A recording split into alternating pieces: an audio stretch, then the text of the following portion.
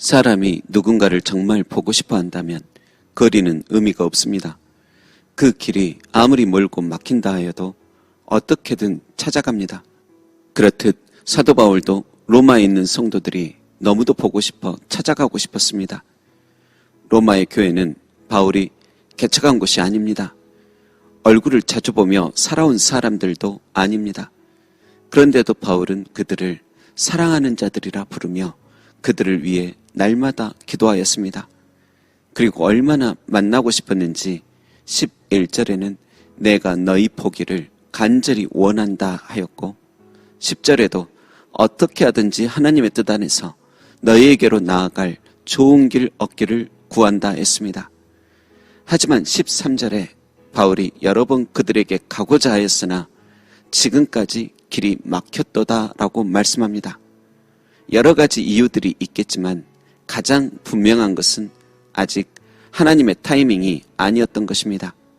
그래서 하나님의 뜻 안에서 그들을 만날 가장 좋은 때를 기도하며 소망 중에 기다린 것입니다.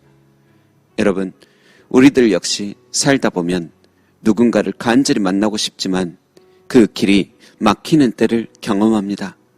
사람과의 만남뿐 아니라 어떤 일의 시작을 간절히 원할 때, 삶의 전환점을 기대할 때, 새로운 사명의 문이 열리기를 바라면서도 기다림과 지연 속에서 마음이 지칠 때가 있습니다. 하지만 바울처럼 우리도 기억해야 합니다. 막힌 길이 곧 닫힌 길은 아니라는 것이며 또 지금은 아니어도 하나님의 때는 반드시 온다는 것입니다.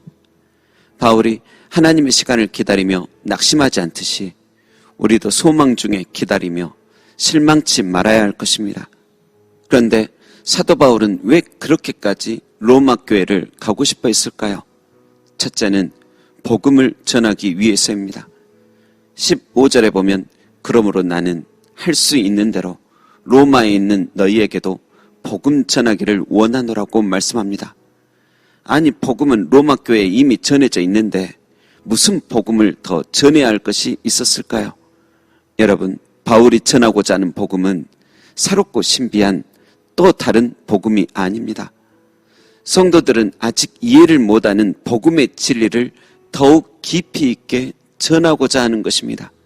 그래서 혹시 그 만남이 더뎌질 수 있을까봐 복음을 깊고 정밀하게 해부하여 알려준 성경책이 바로 로마서입니다.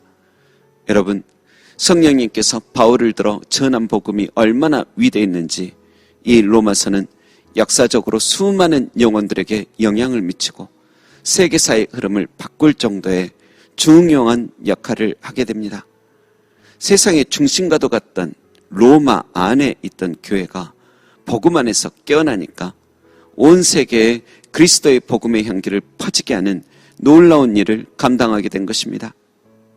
두 번째, 바울은 왜 로마 교회에 가고 싶었을까요? 12절에 이렇게 말씀합니다. 이는 곧 내가 너희 가운데서 너희와 나의 믿음으로 말미암아 피차 안위함을 얻으려 함이라. 여러분, 오늘날 많은 성도들은 종종 어느 교회가 더 크고 어느 목회자가 더 유명하며 어느 교회 프로그램이 더 세련되었는지 비교하며 이야기하는 것을 즐겨합니다. 그러나 바울은 로마 교회를 판단하거나 경쟁의 대상으로 삼지 않습니다. 로마 교회에 복음을 전하기 이전에 먼저 그 교회를 방문하여 겸손히 배우고 서로의 믿음으로 피차 아니함, 곧 함께 위로받기를 원하고 있습니다. 한국에는 선교하는 것으로 유명한 전주 안디옥 교회가 있습니다. 전주 안디옥 교회에는 단기 선교 10계명이라는 것이 있는데 그중 제7계명에 이렇게 적혀 있습니다. 선교사를 위로하고 격려하라. 우리는 암행어사가 아닌 위로자이다. 여러분, 이 문장은 오늘 바울이 말한 피차 안위의 정신을 그대로 품고 있습니다. 정말 그 말이 맞습니다. 우리는 누군가의 신앙을 점검하거나 판단하기 위해 보냄받은 암행어사들이 아니요, 오히려 서로 격려하고 위로하기 위해 세움받은 자들임을 기억해야만 합니다. 그것은 복음 속에 감추어진 아름다운 정서요, 진정한 숨결인 것입니다. 또 13절에도 보면 내가 너희 가운데서도 다른 이방인 가운데서와 같이 열매를 맺기를 원한다고 말씀하고 있습니다. 바울만 무언가를 혼자 도통한 듯이 말만 하고 오는 것이 아닌 그 역시 그 가운데서 위로받고 다른 사람들처럼 열매 맺고 싶은 것입니다. 자신이 줄 것도 있지만 이곳에서도 내가 보고 배우고 느낄 것이 많다라는 것을 잊지 않는 것입니다. 명령하달식의 수직적 목회가 아닌 성도님들과 수평적 교제를 하고 경쟁이 아닌 서로 받은 은혜들을 순환하고 공유하는 것입니다.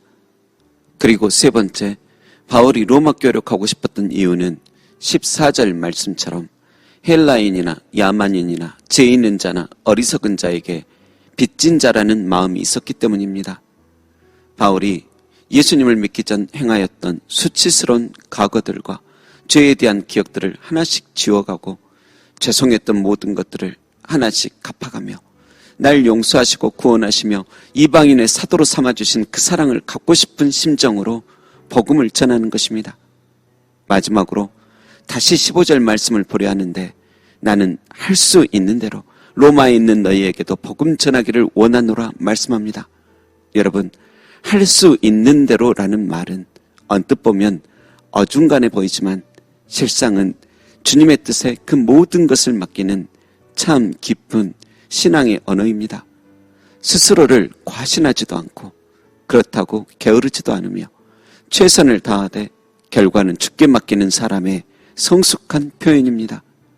우리는 종종 너무 완벽해야만 움직이려 하고 모든 것이 정리되고 보장되어야만 시작하려 합니다. 그러다 결국 아무것도 못하고 시간을 보낼 때도 있습니다. 그러나 이제 우리도 하나님의 뜻 안에서 할 수 있는 대로 모든 과정과 결과는 주님께 맡기고 내가 할 수 있는 만큼 해 나간다면 주님께서도 그 모습을 기뻐하시리라 믿습니다. 여러분, 말씀을 마치려고 합니다. 아무쪼록 우리의 삶 속에도 진한 복음의 진리가 넘쳐 흐르기를 원합니다. 그리고 늘 가르치기만 하려 함이 아닌 오히려 빚진 자의 심정으로 나아가고 또 어느 곳 어느 사람에게든지 피차 안위를 받으며 그곳에서도 어떻게든 성령님 원하시는 열매 맺기를 원합니다. 그리고 우리는 암행어사처럼 누군가의 신앙을 점검하거나 판단하기 위해 부르심을 받은 사람 아니요, 이렇게 서로 위로받고 함께 열매 맺기 위해 부르심 받았으니 부디 우리도 바울처럼 서로 받은 은혜를 순환하고 공유하며 살아가는 모두가 되시기를 주님의 이름으로 축원합니다. 기도하겠습니다. 하나님, 바울처럼 길이 막혀도 낙심치 않게 하소서. 세상 속에 암행어사가 되기보다 위로자와 복음 증거자가 되게 하소서. 빚진 자의 심정으로 서로를 비교하지 않고 은혜를 서로 공유하며 복된 열매 맺게 하옵소서. 모든 과정과 결과도 주님의 뜻에 맡기게 하옵소서. 감사드리며 예수님의 이름으로 기도합니다. 아멘.